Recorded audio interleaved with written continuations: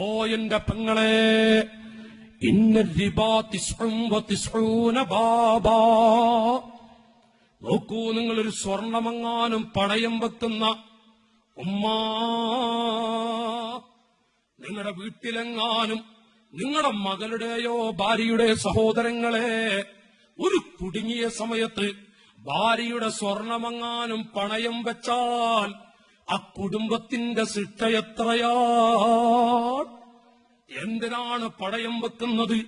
നിർബന്ധ ഘട്ടം, ദറൂറത്തിന്റെ ഘട്ടത്തിൽ നായകളെ കടിക്കാം, പട്ടിയുടെ ഇറച്ചി കടിക്കേണ്ട സമയമുണ്ട്. അതാണ് ദറൂറത്തിന്റെ ഘട്ടം. അങ്ങനത്തെ ഘട്ടം വന്നോ? ആർക്കാണ് വന്നിട്ടുള്ളത്? നിസ്സാര പ്രശ്നങ്ങൾക്ക് സ്വർണമൊക്കെ പണയം വെക്കുന്ന സ്ത്രീകളെ.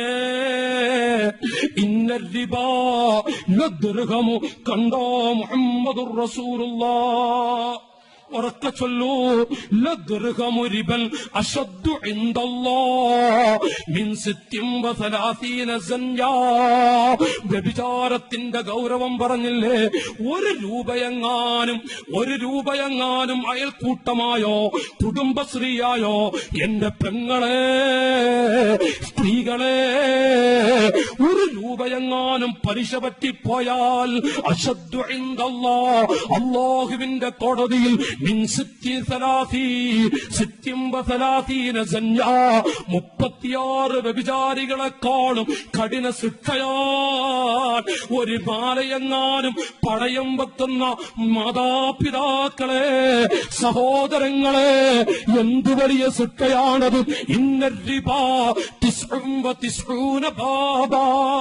ഒരു രൂപ പലിശക്ക് കൊടുക്കുകയോ പലിശ വാങ്ങുകയോ പലിശയുമായി ഇടപാട് നടത്തുകയോ, അത് വീടെടുക്കാൻ വേണ്ടിയാവട്ടെ, വീടെടുക്കാൻ വേണ്ടി ഒന്ന് വാർപ്പാക്കാനല്ലേ ലോൺ എടുക്കുന്നത് മനുഷ്യ. ആ ലോണില്ലാതെ ഉള്ള വീട്ടിലും ജീവിക്കാമല്ലോ. പണ്ടത്തെ ആളുകൾക്ക് ഈ തരത്തിലുള്ള സൗകര്യം പോലുമില്ലല്ലോ.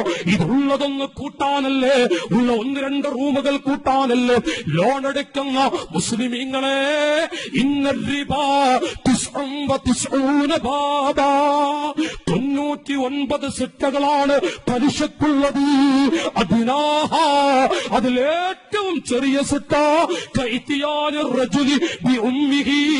മരുഭൂമിയിൽ വെച്ച് സാധുവായ ഉമ്മയെ, പെറ്റ ഉമ്മയെ ജനമധ്യത്തിലിട്ട് വ്യഭിചരിച്ചാൽ എന്തൊരു ശിക്ഷയാണ്! അതിനേക്കാളും വലിയ ശിക്ഷയാണ് ഒരു ദിർഹമെങ്ങാനും ഒരു മാലയെങ്ങാനും പണയം വെക്കുകയോ ലോൺ എടുക്കുകയോ ചെയ്യുന്നവർക്ക് അല്ലാഹു കൊടുക്കുന്ന ശിക്ഷ. ഈമാനുള്ള എന്റെ അനുജ, സംവിധാനങ്ങൾ നമുക്ക് വേണം, ആവശ്യമാണ്. ഒരു ബൈക്കെങ്ങാനും ലോൺ എടുത്തുകൊണ്ട് സൗകര്യത്തിന് വേണ്ടി ചെയ്യുന്നുവോ? നിർണായക ഘട്ടത്തിൽ ഇൻഷൂർ അടക്കുന്ന സകാലകമാണ്, ഇൻഷൂർ അടക്കുന്ന കാലമാണ്. ഈ ഇന്ത്യ രാജ്യത്ത് വാഹനം പുറത്തിറങ്ങണോ ഇൻഷൂർ അടക്കണം. അതിൽ തന്നെ പല വിധികളുമുണ്ട്. അത് ദറൂറത്തിന്റെ ഘട്ടമാണ് എന്ന് പണ്ഡിതന്മാർ പഠിപ്പിക്കുന്നു. ഇന്ത്യയുടെ നിയമമാണത്. പക്ഷേ അതല്ലാത്ത വിധത്തിൽ നാമെങ്ങാനും ഒരു ബൈക്ക് ലോൺ എടുത്തുകൊണ്ട് സൗകര്യത്തിന് വേണ്ടി ലോൺ എടുത്തെടുക്കുന്നുണ്ടോ? ഒരു കാറെങ്ങാനും ലോൺ എടുത്തുകൊണ്ട് കാർ എടുക്കുന്നുണ്ടോ? ഈമാനുള്ള അനുജാ, ഇവിടെ നമുക്ക് രസിക്കാം. നാളെ മരിച്ചാൽ പെറ്റ ഉമ്മയെ പരസ്യമായി വ്യഭിചരിച്ചതിനേക്കാളും വലിയ ശിക്ഷയാണ് അല്ലാഹു അവന് കൊടുക്കുക. ഉമ്മമാരെ, എന്റെ പെങ്ങളെ, തലകുത്തി മറിഞ്ഞാലും നിങ്ങളുടെ ഭർത്താവ് എന്ത് മറിഞ്ഞാലും ഒരു മാലയോര വള പോലും പണയത്തിന് കൊടുക്കരുത് പെങ്ങളെ. പണയം വെക്കാൻ കൊടുക്കരുത്. അപകടമാണത്. ഉമ്മാനെ വ്യഭിചരിക്കുന്നതിനേക്കാളും വലിയ ശിക്ഷയാണ് ഒരു മോതിരം പണയം വെക്കുന്നത്. അത് സൂക്ഷിക്കണേ. പലിശ അല്ലാഹു മാപ്പ് തരാത്ത വിഷയമാണ്. യജമാനനായ റബ്ബ് പൊരുത്തപ്പെടില്ല. നബി സല്ലല്ലാഹു അലൈഹി വസല്ലം അവിടുത്തെ മുഖം കാണാൻ കഴിയില്ല. അല്ലാഹു നമ്മയൊക്കെ കാക്കുമാറാവട്ടെ, അല്ലാഹു നമ്മയൊക്കെ കാക്കുമാറാവട്ടെ. ലോകത്തിന്റെ നേതാവ് മുഹമ്മദ് മുസ്തഫ സല്ലല്ലാഹു അലൈഹി വസല്ലം എത്ര കടുപ്പത്തിലാണ് പറയുന്നത്, അന്നഫ്സു തബ്കി അല ദുനിയാ വഖദ് അലിമത് അന്ന സലാമത ഫീ ഖാതർകുമാ ഫീഹാ. ഓരോ മനുഷ്യനും കരയുകയാണ്. ലോണുകളതാ പെരുകിയിരിക്കുന്നു, അതുപോലെ പണയം വെക്കുന്നത് പെരുകിയിരിക്കുന്നു. എത്ര പെൺകുട്ടികളാണ് നാണമില്ലാതെ പലിശയുമായി ബന്ധപ്പെടുന്നത് പെരുകിയിരിക്കുന്നത്. മനുഷ്യന്മാരാണ് കരയുന്നത്. അന്നസലാമത ഫീ ഖാതർകുമാ ഫീഹാ. ഈ ദുനിയാവിന്ന് രക്ഷപ്പെടാനുള്ള വഴി എന്താണ്? ദുനിയാ തഖുലു ബിമിൽഇ ഫീഹാ ഹദാരി ഹദാരി മിൻ ബത്ശി വഫത്കി. ഓ മുസ്ലിമീങ്ങളെ, ദുനിയാവാണ് പറയുന്നത്, അതിന്റെ വായ നിറച്ച് പറയുന്നു, സൂക്ഷിച്ചോളൂ ഹദാരി, സൂക്ഷിച്ചോളൂ എന്നെ നിങ്ങൾ. ഞാനിതാ നിങ്ങളെ പ്രേരിപ്പിക്കും, നിങ്ങളുടെ സ്വർണം പണയം വെക്കാൻ, ലോണെടുത്തുകൊണ്ട് വാഹനമെടുക്കാൻ നിങ്ങളെ ഞാനിതാ പ്രേരിപ്പിക്കും. ഹദാരി ഹദാരി മിൻ ബത്ശി വഫത്കി.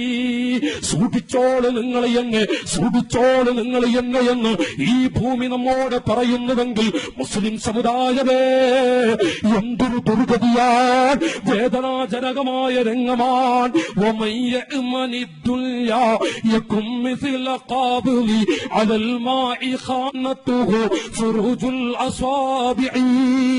ആരെങ്കിലും ലോൺ എടുത്തുകൊണ്ട് അതല്ല എങ്കിൽ സ്വർണം പണയം വെച്ച് മറ്റുള്ള വിധത്തിൽ പലിശയുമായി ബന്ധപ്പെടുന്നവരുണ്ടോ? എന്താണ് മനുഷ്യ നീ ചിന്തിക്കുന്നത്? ഈ ദുനിയാവിൽ രക്ഷപ്പെടാമെന്നാണോ?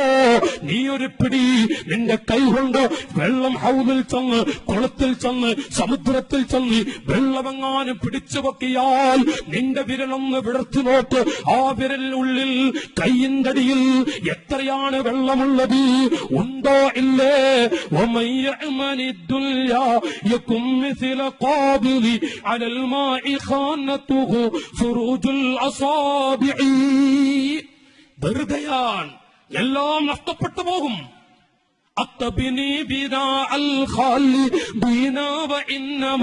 നീ നോടെടുത്തുകൊണ്ട് എത്ര വലിയ വാർപ്പ് വീടാണ് എടുക്കുന്നത്.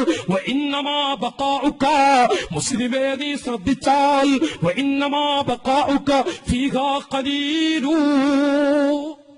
നീ എത്ര ദിവസമാണോ അതിൽ ജീവിക്കുന്നത്? ഈമാനുള്ള എന്റെ അനുജ, ജ്യേഷ്ഠ സഹോദരാ, എത്രയാണ് ആ വീട്ടിൽ ജീവിക്കുന്നത്? ചിന്തിച്ചാൽ നിനക്ക് ആയുസ്സുണ്ടോ? നിന്റെ ലോണെടുത്തത് വീടുമ്പോഴേക്കും നീ പള്ളിക്കാട്ടിൽ പോയി കിടന്നാലോ, നീ പള്ളിപ്പറമ്പിൽ പോയി കിടന്നാലോ, നിന്റെ പള്ളിക്കാട് ആളിക്കത്തുന്ന ജഹന്നമല്ല. ഒരു രൂപയെങ്ങാനും പലിശ വാങ്ങിയ മനുഷ്യൻ, ലോണെടുത്തു പോയ മനുഷ്യൻ, അതുപോലെ അവിടുന്ന് മറ്റു പല വിധത്തിലുള്ള പലിശയുമായി ബന്ധപ്പെട്ടവൻ കബറിലേക്കെങ്ങാനും കൊണ്ടുപോയി കിടത്തിയാൽ പന്നികളുടെ രൂപം, അല്ലാഹു കാക്കട്ടെ, അല്ലാഹു കാക്കട്ടെ, പന്നിയുടെ രൂപത്തിൽ പോലും പ്രത്യക്ഷപ്പെടുന്ന അവസ്ഥകളുണ്ട് എന്ന് ചില മഹത്തുക്കൾ വിവരിക്കുന്നുവെങ്കിൽ, ലോൺ എടുക്കുന്നത് എന്റെ ഈമാനുള്ള നാട്ടുകാരെ നരകത്തിലേക്കുള്ള റൂട്ടാണത്, നരകത്തിലേക്കുള്ള റൂട്ടാണത്. അതുപോലെ തന്നെ സ്വർണം പണയം വെക്കുന്നത്, നിങ്ങളുടെ ആഭരണങ്ങൾ പണയം വെക്കുന്നത്. ഉമ്മമാരെ ശബ്ദം കേൾക്കുന്ന ഈ നാട്ടിൽ ഒരൊറ്റ ഉമ്മയും ആഭരണങ്ങൾ പണയം വെക്കാൻ കൊടുക്കരുത്. പണയം വെക്കാൻ കൊടുത്തോ ഈ ഭൂമിയിലൊന്നും നിങ്ങളെ വിടൂല. മഹ്ശറിലെ കഥകൾ സാഹചര്യം അനുവദിക്കുമെങ്കിൽ നമുക്ക് മറ്റൊരവസരത്തിൽ പറയാം. വിഷമമുണ്ട്. പണയം വെക്കുന്ന ഒരു പെൺകുട്ടിക്ക്, സ്വർണ്ണാഭരണം പണയം വെക്കാൻ കൊടുക്കുന്ന ഒരു പെൺകുട്ടിക്ക് അല്ലാഹു തആല കൊടുക്കുന്ന ശിക്ഷകൾ, അത് മാത്രം ഒരു ദിവസം വാഴ് പറയണമെന്നുണ്ട്. ഉമ്മമാരെ, എത്ര കഠിനമാണ് ഈ സംഭവം, കഠിനമാണ് ഈ സംഭവം.